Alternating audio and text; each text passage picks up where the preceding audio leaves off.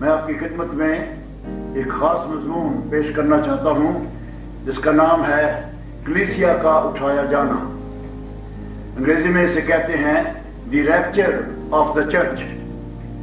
Rupture لاطینی زبان کا لفظ ہے اور لفظ ریپار سے لیا گیا ہے جو یونانی لفظ ہارپازو کا ترجمہ ہے۔ انگریزی میں اس کا ترجمہ کاٹ اپ کیا گیا ہے جو پہلا تسلونیکیوں 4:17 آیت، مکاشفہ 12:5 آیت اور دوسرا کرنتھیوں 12:2 آیت اور اعمال کی کتاب کے 8:39 آیت میں استعمال کیا گیا ہے۔ اردو میں اس کا ترجمہ اٹھا لیا گیا کیا گیا ہے۔ اس کا لفظی ترجمہ پکڑنا یا جھپٹ کر لے جانا ہے، جیسے عقاب اپنے شکار کو جھپٹ کر لے جاتا ہے۔ خدا مسیح بھی اسی طرح اپنے لوگوں کو جھپٹ کر اس دنیا میں سے اٹھا لے جائیں گے۔ استثنا کی کتاب کے 32 باب کی 11ویں آیت میں عقاب کی مثال ہے۔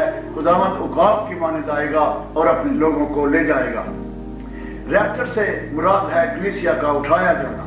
خداوند مسیح کلیسیا کو لینے کے لیے آئیں گے اور دنیا میں سے نکال کر آسمان میں لے جائیں گے، جیسے مغناطیس لوہے کو اوپر کھینچ دیتا ہے۔ ریپچر ایک خاص واقعہ ہے جو سچا اور ریئل ہے۔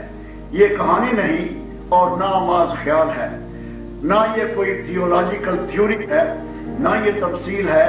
یہ مستقبل قریب میں ہونے والے واقعات میں سے ایک خاص واقعہ ہے جو سپر نیچرل ہے، یعنی فوق الفطرت ہے اور بہت جلد ہونے والا ہے۔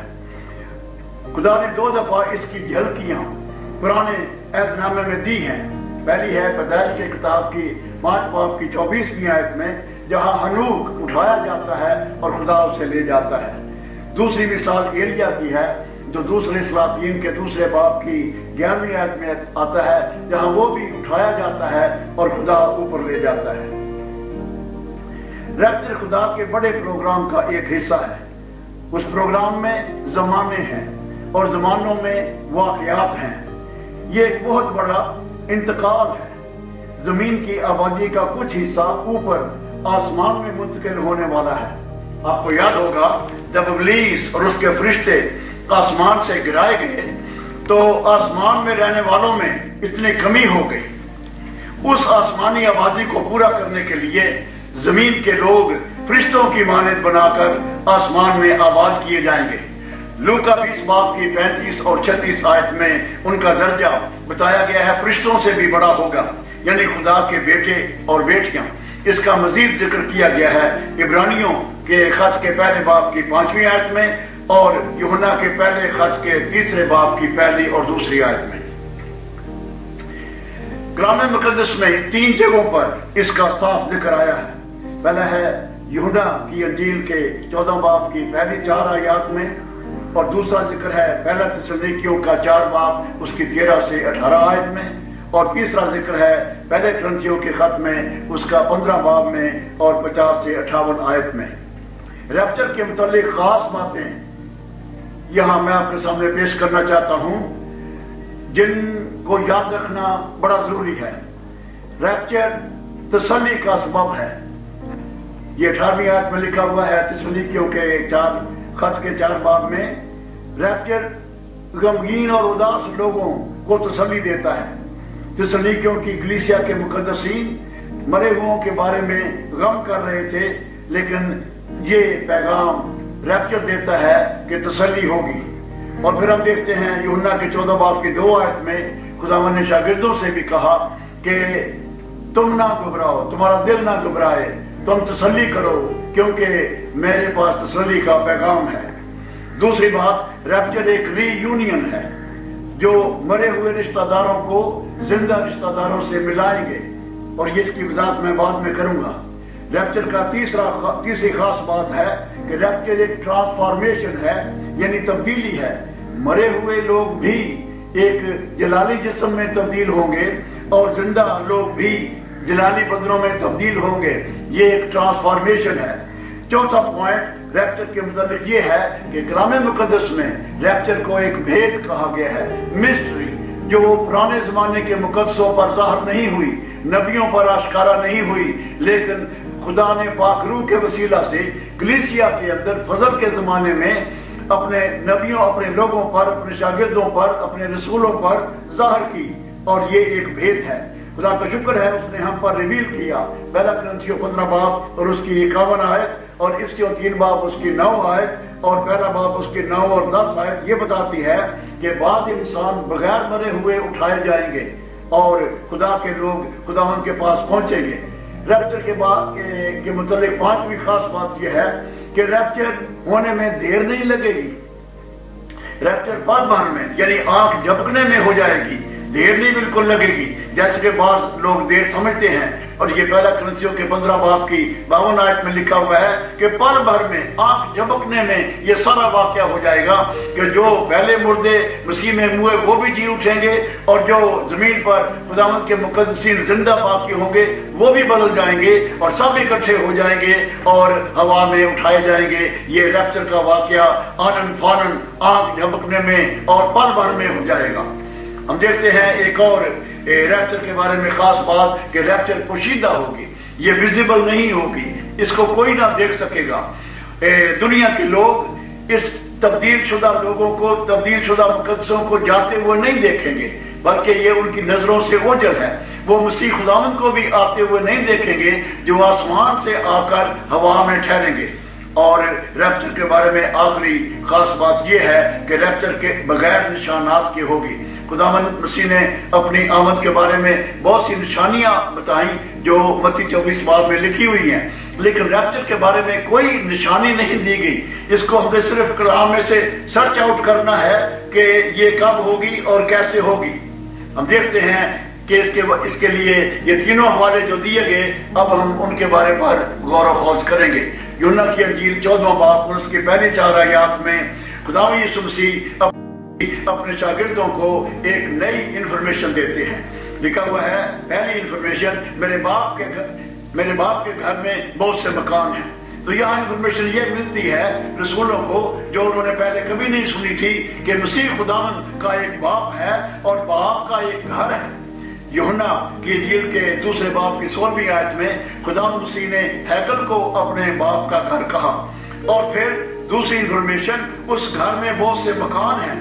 یہ مکان نئے بنے ہیں، نئے نہیں بنے، یہ ازل سے تیار ہیں اور خدا نے تیار کیے ہیں اور مقدسوں کے لیے تیار کیے گئے۔ یہ دنیا کے لوگوں کے لیے نہیں ہے، یہ بت پرست لوگوں کے لیے نہیں ہے، یہ صرف ان کے لیے ہیں جو خدا یسوع مسیح میں دھل گئے، اس کے خون سے پاک ہو گئے اور مقدس لوگ ہونے کے لیے بلائے گئے اور کلیسیا میں شامل ہو گئے۔ تیسری انفارمیشن جو اس یوحنا 14 باب میں ہمیں ملتی ہے وہ یہ ہے کہ خداوند یسوع مسیح خود آ رہے ہیں۔ یہ آسمانی معلومات ہے، اور لکھا ہوا ہے کہ خداوند یسوع مسیح کہتے ہیں میں آؤں گا، میں تمہیں لینے کے لیے خود آؤں گا اور پھر تمہیں لے کر چلا جاؤں گا تاکہ جہاں میں ہوں وہاں تم بھی ہو۔ چوتھی انفارمیشن خداوند مسیح نے یہ کیوں دی؟ شاگردوں کو دی، اور کیوں دی؟ کیونکہ شاگرد غم زدہ تھے، ان کی تسلی کے لیے۔ خدا نے فرمایا 14 باب کی پہلی آیت میں تمہارا دل نہ گھبرائے۔ شاگرد گھبرائے ہوئے تھے، اور اس وجہ سے گھبرائے ہوئے تھے کہ مسیح خداوند آسمان پر جانے والے تھے، مسیح خداوند ان کو چھوڑ کر جانے والے تھے، اور وہ بے سہارا ہو گئے تھے، بے حوصلہ ہو گئے تھے۔ پر خداوند کہتے ہیں تمہارا دل نہ گھبرائے، تم خدا پر ایمان رکھتے ہو، مجھ پر بھی ایمان رکھو۔ میرے باپ کے گھر میں بہت سے مکان ہیں، اگر نہ ہوتے تو میں تم سے کہہ دیتا، لیکن میں جاتا ہوں تاکہ تمہارے لیے جگہ تیار کروں، اور اگر میں اوپر جا کر تمہارے لیے جگہ تیار کروں تو میں پھر آ کر تمہیں اپنے ساتھ لے لوں گا تاکہ جہاں میں ہوں وہاں تم بھی ہو۔ ہم دیکھتے ہیں شاگرد غمگین اور اداس تھے، اور یہ یوحنا کی انجیل کے 13ویں باب کی 21ویں آیت، 33ویں آیت اور 38ویں آیت میں ہے۔ اور پھر متی کی انجیل کے 17 باب کی 22 اور 23 آیت میں خداوند یسوع مسیح نے فرمایا میں یروشلم کو جاتا ہوں، وہاں وہ مجھے پکڑ لیں گے، غیر قوموں کے حوالے کریں گے، مجھے قتل کریں گے اور مجھے دفن کیا جائے گا اور میں مردوں میں سے جی اٹھوں گا۔ سو یہ اس وجہ سے، اس خبر سے مسیح کے شاگرد بہت ہی بے چین تھے، اداس تھے، غمزدہ تھے، بے حوصلہ تھے۔ اور یہ جو 3 آیتیں آ گئی ہیں یوحنا کی انجیل کا 14واں باب، اس کی پہلی 3 آیات، یہ ان کی تسلی کے لیے ہیں، اور سچ مچ ان 3 آیتوں نے ان کو بہت تسلی دی ہوگی۔ آج جو لوگ खुदावंद में गमगीन है, अपने बारे में सोचते हैं, दूसरों के बारे में सोचते हैं, गमगीन है, उदास है। खुदावंद उन्हें बताता है कि मैं जल्द तुम्हें लेने के लिए आऊंगा और ये सिर्फ तुम्हें लेने के लिए, कलीसिया को, मुकद्दसों को लेने के लिए आऊंगा और तुम्हें लेकर आसमान पर चला जाऊंगा, क्योंकि हम मसीह के लोग, सच्चे लोग, ये आसमानी लोग हैं, ये दुनिया के लोग नहीं। खुदावंद ने हमें दुनिया में से चुन लिया है कि हम आसमान में जाएं। उसने हमें खास, ये प्रोग्राम है उसका, खास प्लान हमारे बारे में है। दुनिया के लोग यही रह जाएंगे, वो ऊपर नहीं जाएंगे। सिर्फ जो मसीह के खून से धुलगे वो ही ऊपर जाएंगे। एक और बात रैप्चर के बारे में खास ये है कि मकानों का ना सिर्फ जिक्र किया गया है बल्कि यकीन दहानी कराई गई है, ताकि लोगों को ये शक ना हो कि पता नहीं आसमान में मकान है या नहीं है, हमें मिलेंगे या नहीं मिलेंगे। वहां पर गारंटी दी गई है। खुदावंद ने कहा अगर ना होते तो मैं तुमसे कह देता। तो खुदावंद का कहना इस बात की गारंटी है, और 2 बार कहना इस बात की गारंटी है कि आसमान में मुकद्दसों के लिए मकान है और जरूर है। खुदा मसीह ने फरमाया मैं जाता हूं। मसीह का काम इस जमीन पर खत्म होने वाला था। वो एक काम के लिए आए, गुनहगारों के लिए अपनी जान देने के लिए आए। आगे भेड़ बकरियों की जान दी जाती थी, उनका खून बहाया जाता था, लेकिन वो नाकाफी था। अब बकरियों और भेड़ों से बेहतर कोई चीज चाहिए थी, कोई बदन चाहिए था, और वो बदन इंसानी बदन था। खुदा जिस्म में ज़ाहिर हुआ, कलाम मुजस्सम हुआ, यूहन्ना पहला बाब 14 आयत, और वो जिस्म सलीब पर लटकाया गया और उसका खून बहाया गया। ये खून तमाम बर्रों और बकरों के खूनों से बेहतर है, क्योंकि वो हमारे गुनाहों को धोता और पाक और साफ करता है। लिखा हुआ है तीसरी इंफॉर्मेशन जो यूहन्ना 14 बाब में है, वो है ये कि मसीह खुदावंद क्यों आसमान पर गए। लिखा हुआ है जगह तैयार करने के लिए। बड़ी खुशी की बात है कि कलीसिया के लिए, मुकद्दसों के लिए आसमान पर जगह तैयार है। और हम देखते हैं रैप्चर में कलीसिया मेहमान बनकर खुदावंद के बाप के घर में जा रही है। जैसे हमारे घर में कोई मेहमान आता है तो हम उसके लिए कोई बेडरूम, कोई लिविंग रूम तैयार करते हैं, इसी तरह कलीसिया जो दुल्हन है उसको खुदावंद यीशु मसीह बाप के हुजूर पेश करने वाले हैं, और वहां उसके लिए न सिर्फ तैयारी की गई है बल्कि आसमान को सजाया जाएगा और आरास्ता किया जाएगा, और खूबसूरत से खूबसूरत मकान मुकद्दसों के रहने के लिए तैयार किए जाएंगे। खुदा ने फरमाया अगर मैं जाकर, तो ये अगर जो लफ्ज़ है ये शर्त को ज़ाहिर करता है कि रैप्चर की एक शर्त है, रैप्चर नहीं होगी अगर मसीह खुदावंद ऊपर नहीं गए। जैसे उन्होंने फरमाया अगर मैं जाता हूं तो पाक रूह नाज़िल करूंगा। पाक रूह नाज़िल नहीं हो सकता जब तक मसीह खुदावंद ऊपर नहीं गए, पर पाक रूह नाज़िल हुआ, और ये सबूत है इस बात का कि खुदावंद यीशु मसीह आसमान में पहुंच गए हैं। इसी तरह से जब हमें ये यकीन हो गया कि मसीह खुदावंद आसमान में पहुंच चुके हैं, पाक रूह आ चुका है, तो हमें अब यह भी यकीन होगा कि खुदावंद यीशु मसीह हमें लेने के लिए जरूर आएंगे और रैप्चर मुकद्दसों के लिए जरूर वाक़या होगा। मसीह खुदावंद ने ये शर्त, अगर वाली शर्त पूरी की। मसीह खुदावंद को ऊपर गए, इसकी गवाहियां हैं और वो गवाहियां मैं आपके सामने पेश करना चाहता हूं। ईमान पहले बाब की 9 और 11वीं आयत में लिखा हुआ है फरिश्तों ने गवाही दी कि यही यीशु जिसको तुमने आसमान में जाते हुए देखा इसी तरह वापस आएगा। ईमान 2 बाब की 33 आयत में पतरस ने गवाही दी कि मसीह ने बाप से रूह कुदस हासिल करके नाज़िल किया है। ईमान 7 बाब की 55 आयत में स्तिफनुस ने गवाही दी कि मैं यीशु को खुदा की दाहिनी तरफ खड़ा हुआ देखता हूं। लूका 22 बाब की 69 आयत में मसीह ने खुद अपनी गवाही दी 70 बुजुर्गों के सामने कि अब से इब्ने आदम कादरे मुतले खुदा की दाहिनी तरफ बैठा रहेगा। और इसके बाद इब्रानियों के खत के पहले बाब की 3री आयत में पौलुस ने गवाही दी कि वो आलम बाला पर जाकर खुदा की दाहिनी तरफ बैठ गया, किबरिया की दाहिनी तरफ बैठ गया। और फिर मरकस की अंजील के 16 बाब की 19वीं आयत में लिखा है मरकस ने गवाही दी कि खुदावंद यीशु उठाया गया और खुदा की दाहिनी तरफ बैठ गया।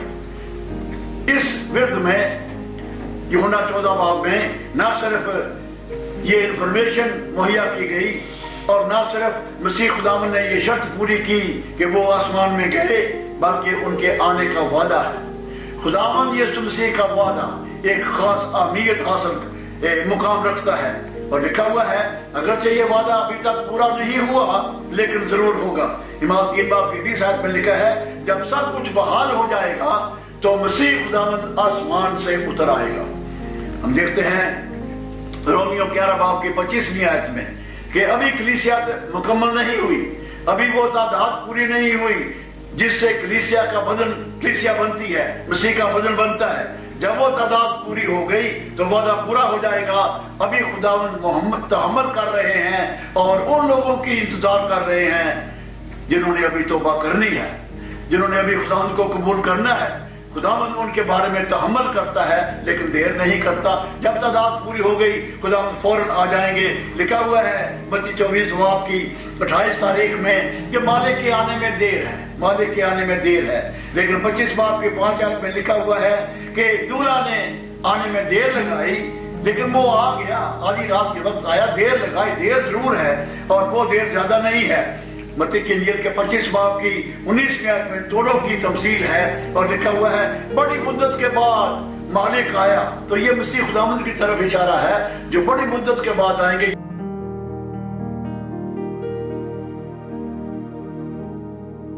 आएंगे यानी 2000 साल तो हो गए उन्हें आसमान में गए हुए, लेकिन अब वो जल्द आने वाले हैं। और ये देर अगरचे ज्यादा है पर फिर भी बहुत कम है, क्योंकि 1000 साल बराबर है एक दिन के। खुदा के टाइम फार्मूले के मुताबिक जो दूसरा पत्र 3 बाब उसकी 8वीं आयत में दर्ज है, तो उस फार्मूले के मुताबिक मसीह खुदावंद को गए हुए अभी सिर्फ 2 दिन हुए हैं।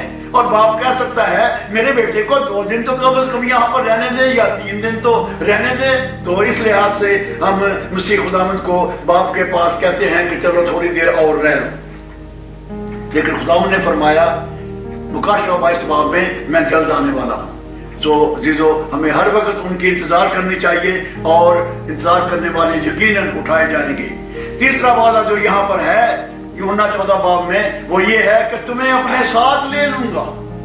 मसीह खुदावंद के लफ्ज हैं कलीसिया को, ये गैर कौमों के लिए नहीं, ये यहूदियों के लिए नहीं, ये शागिर्दों के लिए है और सिर्फ कलीसिया के लिए है। हमें याद होना चाहिए कि पहला कुरिन्थियों का 10 बाब उसकी 32 आयत में दुनिया के लोगों को 3 ग्रुपों में तकसीम किया गया है। किताब मुक़द्दस कहती है सिर्फ 3 ग्रुप हैं। पहला है बनी इसराइल, दूसरा है कलीसिया और तीसरा है गैर कौम के लोग। तो ये 3 ग्रुप हैं दुनिया में। ये जो वादा है ये सिर्फ कलीसिया के लिए है, ना बनी इसराइल के लिए, ना गैर कौमों के लिए, सिर्फ खुदावंद के खूनशिदों के लिए और जो कलीसिया है। हम देखते हैं लिखा हुआ ये भी है कि कलीसिया कहाँ जाएगी, जहां मैं हूं। और खुदावंद कहाँ है? खुदावंद आसमान में है, बाप के घर में है। सो जाहिर है कि हम और किसी जगह नहीं जाएंगे, यहाँ से जाके अमेरिका या इंग्लैंड या कनाडा में नहीं चले जाएंगे। हम आसमान में जाएंगे जहाँ खुदावंद है। और ये इफिसियों के खत के 5 बाब की 27 आयत में लिखा है और फिर दूसरा कुरिन्थियों 4 बाब की 14 आयत में और फिर कुलसियों का खत उसका पहले बाब की 22 आयत में कि वहां बाप के सामने हाजिर की जाएगी। लिखा हुआ है इफिसियों 5:27 में, और एक ऐसी जलाल वाली कलीसिया बनाकर अपने पास हाजिर करे जिसके बदन में कोई झुरी कोई दाग ना हो, बल्कि वो बेऐब और बेदाग हो। अजीजों हम देखते हैं कि खुदा के प्रोग्राम में ये खास प्लान है और इस प्लान को पूरा किया जा रहा है। रैप्चर एक खास अमल है जो मैंने पहले बताया कि जरूर वाक़या होगा और यकीनी है। इसका एक खास तरीका है, इसके 7 हिस्से हैं। पहला हिस्सा है खुदावंद खुद उतर आएगा। थिस्सलुनीकियों के खत में यूं लिखा है उसके 4 बाब की 17 आयत में कि खुदावंद खुद उतर आएगा। और फिर आगे क्या लिखा हुआ है, और पहले तो वो जो मसीह में मुए जी उठेंगे, फिर हम जो जिंदा बाकी होंगे उनके साथ बादलों में उठाए जाएंगे ताकि हवा में खुदावंद का इस्तेमाल करें और इस तरह हमेशा खुदावंद के साथ रहेंगे। इस तरह तुम एक दूसरे को तसल्ली दिया करो। हम देखते हैं ये एक प्रोसेस है, अमल है जिसके खास स्टेप हैं, इकदाम हैं। तो पहला कदम ये हो गया खुदावंद खुद आसमान से उतर आएंगे। अब वो बाप के तख्त पर बैठे हैं और उनको तख्त छोड़ना पड़ेगा। तो वो तैयार हैं, मैं बाप का तख्त छोड़ने के लिए तैयार हूं। फिर खुदावंद आसमान से उतरेंगे। वो तीसरा आसमान है जहां खुदावंद का तख्त है। अब वो दूसरे आसमान में से गुजरेंगे और पहले आसमान में आएंगे, जो ये हवा का एटमॉस्फेयर है ग्लोब के इर्द गिर्द, यहां आएंगे, नीचे जमीन पर नहीं आएंगे। हमें दूसरी आमद के बारे में पता है कि वो जैतून के पहाड़ पर आएंगे। जब भी उनके कदम टिकेंगे पहाड़ पर, जैतून का पहाड़ दो हिस्से हो जाएगा, आधा हिस्सा शुमाल को सरक जाएगा, आधा हिस्सा जनूब को सरक जाएगा। उसके दरमियान वादी होगी और वादी में से एक दरिया बहेगा और उसका आधा दरिया का आधा हिस्सा मेडिटेरेनियन में जाएगा और दरिया का बाकी आधा हिस्सा डेड सी में जाएगा। ये उस वक्त होगा जब खुदावंद यीशु मसीह ज़ाहरा तौर पर इस दुनिया में आएंगे और जैतून के पहाड़ पर कदम रखेंगे। लेकिन मैं बयान कुछ और कर रहा हूं, मैं रैप्चर का वाकया बयान कर रहा हूं। जब उनके पांव जैतून के पहाड़ पर नहीं टिकेंगे, वो हवा में ठहरेंगे। कलाम कहता है वो हवा में ठहरेंगे और हम ऊपर उठाए जाएंगे, खींचे जाएंगे, जिंदा किए जाएंगे, ट्रांसफॉर्म किए जाएंगे और मसीह खुदा उनको जाके वेलकम करेंगे। दूसरा अमल या दूसरा कदम इस प्रोसेस में ये है, तीन बातें होंगी। पहली चीज, खुदावन खुद आसमान से उतर आएंगे। मैं जरा खुद को फिर बयान कर दूं, यहां ये याद रखना जरूरी है। खुदावन कलीसिया को लेने के लिए आ रहे हैं। कलीसिया बड़ी स्पेशल चीज है, दुल्हन है खुदावंद की। और अपनी दुल्हन को लेने के लिए कौन सा ऐसा दूल्हा है जो अपने किसी भाई को कहे क्या तू मेरी दुल्हन जाके ले आ? दूल्हा हमेशा खुद जाता है दुल्हन को लेने के लिए। इसीलिए कलाम मुकद्दस में ये लफ्ज़ आया है, खुदावंद खुद वो कलीसिया को लेने के लिए, अपनी दुल्हन को लेने के लिए आ रहा है। खुदावंद कभी ये नहीं कहेगा ओ जिब्राइल इधर आ, जा मेरी दुल्हन ले आ जमीन पर से, ये कभी नहीं कहेगा। खुदावंद खुद, वो खुद तख्त छोड़ने के लिए तैयार है, वो खुद आसमान से उतरने के लिए तैयार है, बशर्ते कि उसकी कलीसिया तैयार हो। अगला कदम जो है वो ये है, खुदावंद के उतरने से पहले तीन बातें होगी।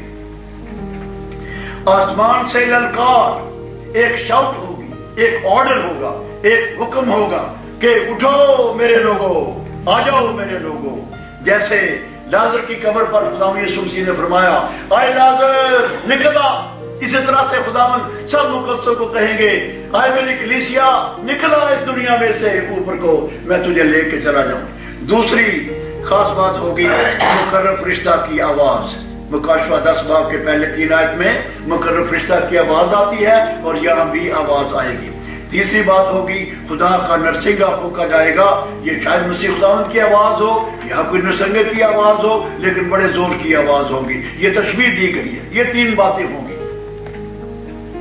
जब ये तीन बातें होंगी तो खुदावंद यीशु मसीह उतर आएंगे और क्या होगा, उसके बाद दो वाकयात होंगे, अलग अलग दो वाकयात। एक मुर्दों के लिए जो मसीह में हुए, एक जिंदों के लिए जो मसीह में होंगे। कोई आदमी दूसरा इसमें हिस्सा नहीं ले सकेगा, सिर्फ वो मुर्दे जिंदा होंगे जो खुदावंद मसीह में मरे हैं। लिखा हुआ है पहले तो वो जो मसीह में हुए जी उठेंगे। ये है पहला स्टेप। और हम देखते हैं कि यहां ट्रांसफॉर्मेशन होगी। उनका बदन जमीन में दफन हो चुका है, शायद गल सड़ चुका है, हड्डियां बाकी हैं या नहीं है, पर खुदावंद जानता है वो कहां है। वो सब बदन बदल जाएंगे और जलाली बदन में आ जाएंगे। दूसरा स्टेप होगा, फिर हम जो जिंदा बाकी होंगे उनके साथ बादलों पर उठाए जाएंगे। इसमें बहुत से हिस्से हैं, उन हिस्सों पर गौर करें। लिखा हुआ है फिर हम जो जिंदा बाकी हैं। कलीसिया के दो हिस्से, एक हिस्सा कलीसिया का वो या ईमानदारों का वो ईमानदार जो सो गए, अपनी उम्र पूरी करके सो गए। दूसरा हिस्सा जो अभी जिंदा है। सो ये दो हिस्से कलीसिया के हैं और दोनों के लिए अलग अलग कदम हैं। लिखा हुआ है कि पहले जो मसीह में हुए वो जी उठेंगे, फिर हम जो जिंदा बाकी हैं हम बदल जाएंगे। और क्या होगा, उनके साथ ये मिलना जरूरी है। वो जो मुर्दों में से जिंदा होंगे وہ جو زندہ ہیں اور ٹرانسفارم ہوں گے، ان کا آپس میں ملنا بہت ضروری ہے، کیونکہ ان گزشتہ 2000 سالوں میں ایک بھی ایسا لمحہ یا وقت یا دن نہیں آیا جب سارے مقدسین ایک جگہ جمع ہوں۔ میرے عزیزو، یہ ایک خاص وقت ہوگا جب ساری کلیسیا، جب سے مسیح خداوند نے صلیب پر جان دی ہے، کلیسیا تیار ہو رہی ہے، اس وقت سے لے کر آج تک سارے مقدسین کبھی بھی ایک جگہ اکٹھے نہیں ہوئے۔ یہ وہ وقت ہوگا جسے یسوع مسیح کا دن کہتے ہیں، جب سارے مقدسین مرے ہوئے، زندہ ہوئے سب ایک جگہ جمع ہوں گے۔ کلام میں لکھا ہوا ہے ان کے ساتھ جب یہ جمع ہو جائیں گے، اگلا قدم شروع ہو جائے گا، اور وہ ہے بادلوں پر اٹھائے جانا۔ یہ جو پہلا حصہ ہے کلیسیا کا، یہ دوسرے حصے کے بغیر نامکمل ہے، اور جو دوسرا حصہ ہے وہ پہلے حصے کے بغیر نامکمل ہے۔ خداوند کوئی اپنا خون خریدا زمین پر نہیں چھوڑیں گے، چاہے وہ مر گیا ہے چاہے وہ زندہ ہے۔ ایک ایک خون خریدا خداوند کے لیے قیمتی ہے، وہ دلہن میں شامل ہے اور دلہن اٹھائی جائے گی۔ آگے ہم دیکھتے ہیں یہ بدل جائے گا۔ یہ جسم اوپر نہیں جا سکتا، یہ گریوٹی کے اگینسٹ نہیں جا سکتا، ہم بدلیں گے۔ اور کرنتھیوں کے پہلے خط کے 15 باب میں اور اس کے 52 آیت میں لکھا ہوا ہے، یہ بھید کی بات ہے، میں یہ بھید تمہیں بتانا چاہتا ہوں۔ اور اس رسول کہتا ہے کہ ہم سب تو نہیں سوئیں گے مگر سب بدل جائیں گے، یہ ٹرانسفارمیشن ہوئے گی۔ اور یہی باتیں فلپیوں کا خط اس کا 3 باب 21 آیت اس میں لکھا ہوا ہے، رومیوں کا خط 8 باب کی 11 آیت میں لکھا ہوا ہے، پہلا یوحنا 2 باب اس کی 3 آیت میں لکھا ہے، اور لوکا 20 باب اس کی 36 آیت میں یہ لکھا ہوا ہے کہ ہم بدلیں گے۔ مسیح خداوند مردوں میں سے جی اٹھے، ان کا دوسرا بدن جلالی بدن تھا، وہ بدلا ہوا بدن تھا جو غائب ہو سکتا تھا، جو نظر آ سکتا تھا، جو بند دروازوں میں سے بند دیواروں میں سے گزر سکتا تھا، اور جو کھا بھی سکتا تھا حالانکہ کھانے کی ضرورت نہیں ہے۔ یہ ہے جلالی بدن، اور اسی طرح کے ہمارے بدن ہوں گے۔ اس سے اگلا سٹیپ کیا ہوگا؟ بادلوں پر اٹھائے جانا۔ لکھا ہوا ہے ملنے کے بعد اٹھائے جائیں گے اوپر، اپنی اپنی جگہ سے سب اٹھائے جائیں گے، ہر ایک ملک سے، ہر ایک جگہ سے۔ اور ہم دیکھتے ہیں یہ جمع ہوں گے، جمع ہو کے آسمان میں لے جائے جائیں گے، خدا مسیح سے ملاقات ہوگی۔ اٹھائے اوپر آسمان پر جانے سے پہلے ساری کلیسیا کی خداوند کے ساتھ ملاقات ہوگی، ایسا پہلے کبھی نہیں ہوا۔ ہم مسیح خداوند پر ایمان رکھتے ہیں، ہم نے ان کو کبھی نہیں دیکھا۔ پطرس کے خط میں لکھا ہوا ہے تم نے مسیح کو نہیں دیکھا، پھر بھی بغیر دیکھے اس پر ایمان لائے ہیں اور ایسی خوشی مناتے ہیں جو بیان سے باہر ہے۔ لیکن اب وقت آنے والا ہے، ساری کلیسیا جمع ہوگی اور مسیح کو ایٹ اے ٹائم، ایک ہی وقت میں دیکھے گی۔ مسیح خداوند جلالی شکل میں آئیں گے۔